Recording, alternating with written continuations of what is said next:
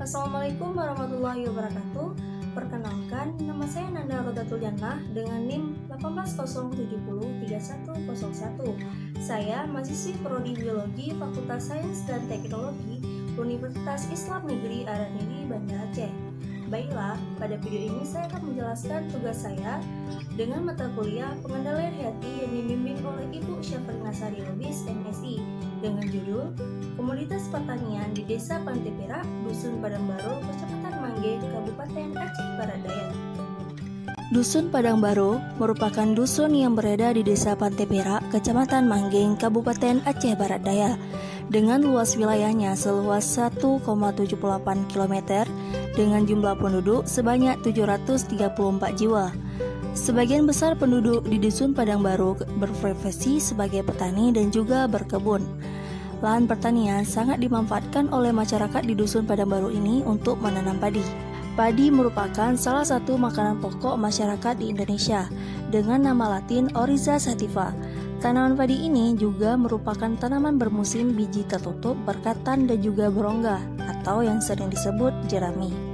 Daunnya memanjang dengan ruas searah batang daun.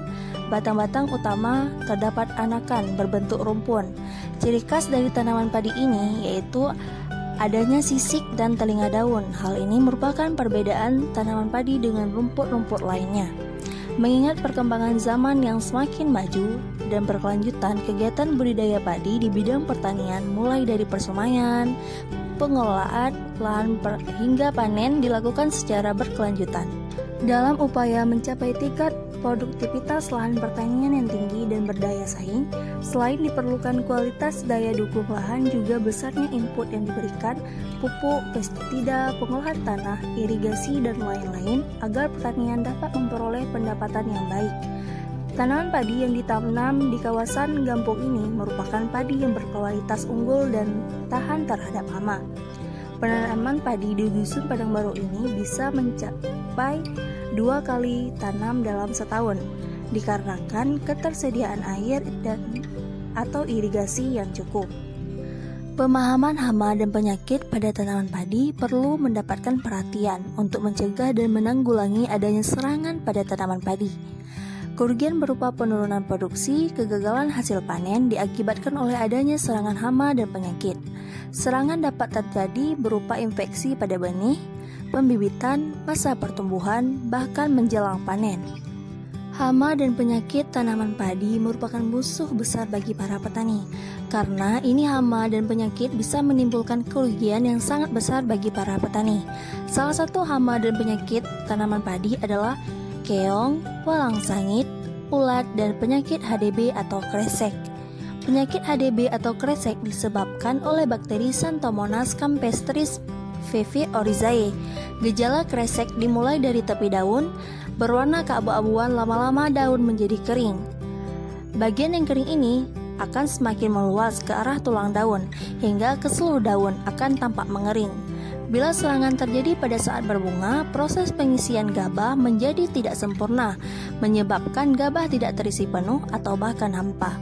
Pada kondisi seperti ini, kehilangan hasil panen bisa mencapai 50-70%. Cara mengendalikan hama keong, walang sangit, ulat, tikus, dan penyakit kresek, masyarakat Dusun Padang Baru ini menggunakan cara pengendalian hama dengan cara menyemprot tanaman padi dengan Mollusca intan, jamur biovaria, juga dengan pengumpanan racun tikus dengan Rodenticida akut yang dicampur dengan gabah atau beras kemudian diletakkan pada lalu lintas tikus.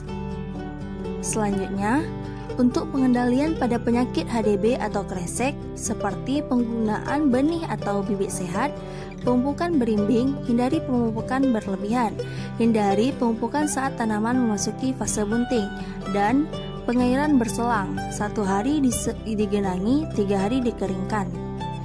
Baiklah, sekian penjelasan komoditas pertanian di kampung saya di Dusun Padang Baru, Desa Pantai Perak, Kecamatan Manggeng, Kabupaten Aceh Barat Daya. Lebih dan kurang saya mohon maaf. Assalamualaikum warahmatullahi wabarakatuh.